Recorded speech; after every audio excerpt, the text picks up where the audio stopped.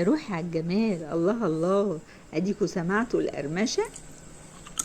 اللهم بارك، بسم الله ما شاء الله. الطعم بقى حكاية، والشكل اهو يتحدث عن نفسه.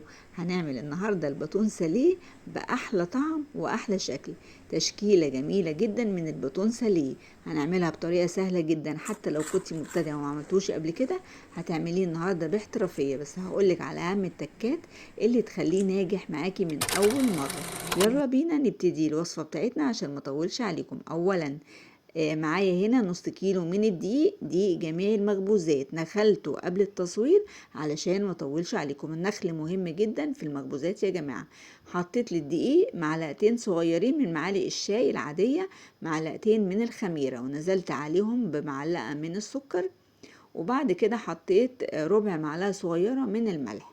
هقلب بقى الكلام ده كله الاول قبل ما اضيف باقي المكونات التانية. مهم يا جماعة تنخلوا الدقيق قبل الاستخدام.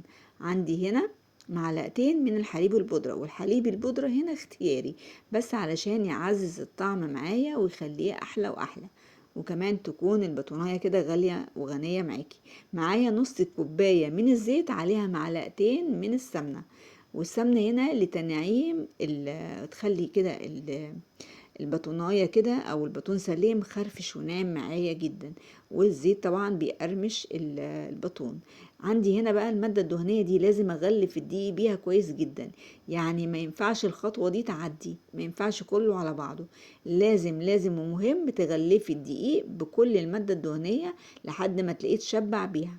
بعد كده نزلت ببيضة، ومعاها طبعا الفانيليا بتاعتها. وبعد كده عندي هنا معلقة مليانة من الكمون. الكمون تقدري تطحنيه وتقدري تحطيه حب زي اللي انا عاملاه كده. بعد كده بقى هنزل بالمية بتاعتي. عندي كوباية 250 جرام من المية. ممكن تاخد المية كلها، الكمية كلها، وممكن تاخد اقل شوية، طبعا ده بيبقى على حسب نوع الدقيق. زي ما انتوا شايفين هبتدي بقى الم العجينه. الباتون ساليه هقول لكم على حاجه مهمه ومعلومه مهمه جدا جدا هتفيدكم.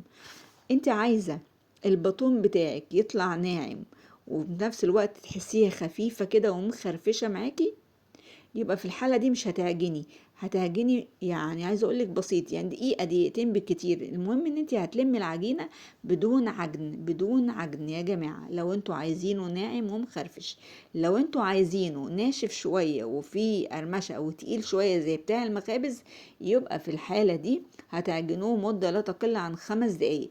بس اوعوا تعجنوه كتير زيادة عن اللزوم، علشان عجينة الباتون حساسة شوية، لو اتعجن زيادة عن اللزوم بيعضم، فخدوا بالكم من النقطة دي.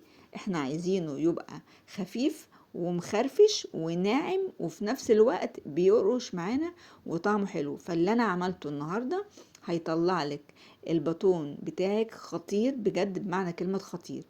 يبقى مش هنعجنه كتير، هنلم العجينة بس يا دوبك كده تتظبط معانا، خلاص نشيل ايدينا منه. هنركنه على جنب 5 دقايق بس علشان العجينة تاخد وتدي معانا وتستريح. احنا مش هنخمره، احنا ركناه 5 دقايق بس، ودلوقتي هنشكله على طول. لسه مرحلة التخمير هتيجي بعد التشكيل. تمام كده.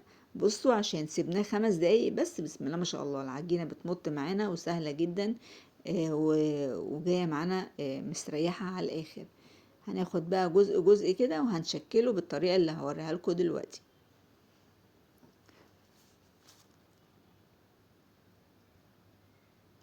هنفرد بقى قطعة كده على شكل مربع زي ما انتوا شايفين كده. انتي لو حابة تحطي سمسم في اثناء العجينة تمام، حابة ترشي سمسم من فوق الوش دلوقتي في المرحلة اللي جاية دي برضو تمام. زي ما انتوا شايفين انا ما رشيتش سمسم ولا جوه العجينة ولا فوق الوش، انا استكفيت بالكمون. وتقريبا معظم المخابز بيبقوا بيعملوا بنفس الطريقة دي، ما بيحطوش سمسم، وفي بيحط سمسم من فوق الوش، بس الأغلبية ما بيحطوش سمسم للباتون، لأن هو مش بقسماط. البقسماط هو اللي بيتحط له كمية من السمسم. وطبعا في الكحك اللي عملناه قبل كده أنا وانتم، من فترة كده نزلت الكحك على البقسماط اللي هو حرف اس.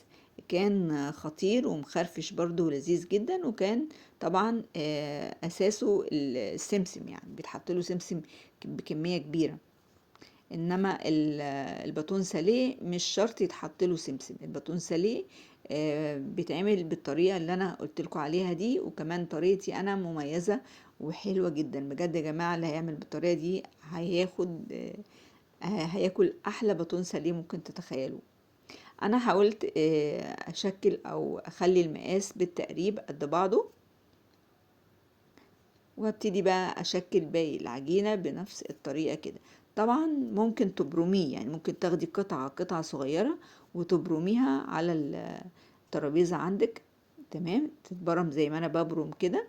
دي طريقة تانية. يبقى الطريقة الاولانية ان انتي بتاخدي قطعة كبيرة من العجين وبتفرديها بالنشابة على سمك 1 سنتي، وبعدين بتبتدي تسويها من الجوانب زي انا ما عملت بالظبط، وتقطعيها بقى ايه بالسكينة او بالبتاع بتاعت البيتزا، تمام. او بالطريقة دي الطريقة التانية، ان انتي بتبرمي، بتاخدي قطعة صغيرة وبتبرميها. يعني القطعة اللي انتي بتاخديها دي في حدود 5-6 جرام، وبتبرميها وتخليها كده ايه قد بعض، بس ده بيبقى مبروم. انا بفضل الطريقة الاولانية اللي هي بتاعت ان انتي تاخدي قطعة كبيرة وتفرديها بالنشابة وتقطعي بالسكينة. بفضلها اكتر لان هي اسهل وبتسهل عليا وبتبقى منجزة يعني. هنا بقى فاضل جزء كده من العجينة هيعمل صاج كمان، فهغطي ده وابتدي اكمل بقية العجينة بتاعتي. انا عايزة اقول لكم ان هو هيدخل الفرن على درجة حرارة 180. هيقعد اول صاج هيقعد ربع ساعة 15 دقيقة يعني، وتاني صاج هيبقى اقل شوية في حدود 12 دقيقة، تمام كده. بس برضو عينك حواليكي كده، تاخدي بالك من الفرن بتاعك، كل واحد اضرب الفرن بتاعه فتبقي مركزة معاه، لان الباتون ساليه بيبقى عايز حرص شوية. زي ما انتم شايفين دي الطريقة التانية اللي هي محببة لقلبي اللي انا وريتها لكم. دي الطريقة التانية دي بتبقى جميلة جدا، ان انتي بتاخدي العجينة وبتفرديها وبتسويها من كل الجوانب، وبعد كده بتقطعي بالسكينة. المقاس كله بيبقى واحد، وبتنجزي بتعملي كمية كبيرة مرة واحدة.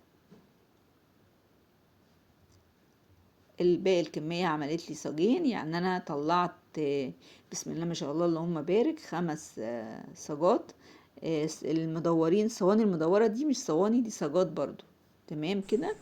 ودخلتهم الفرن وطلعتهم بسم الله ما شاء الله. التسوية كانت مظبوطة جدا جدا. اول صاج اخد مني ربع ساعة، وبعد كده باقي الصاجات اخدت مني 12 دقيقة. ففي الناس اللي الفرن بتاعها فيه مشكلة او عندها حتة في الفرن حامية اكتر من حتة تانية، تاخد بالها تلف الصاج معاها، بحيث ان التسوية بتاعة المعجنات او المخبوزات تكون كلها.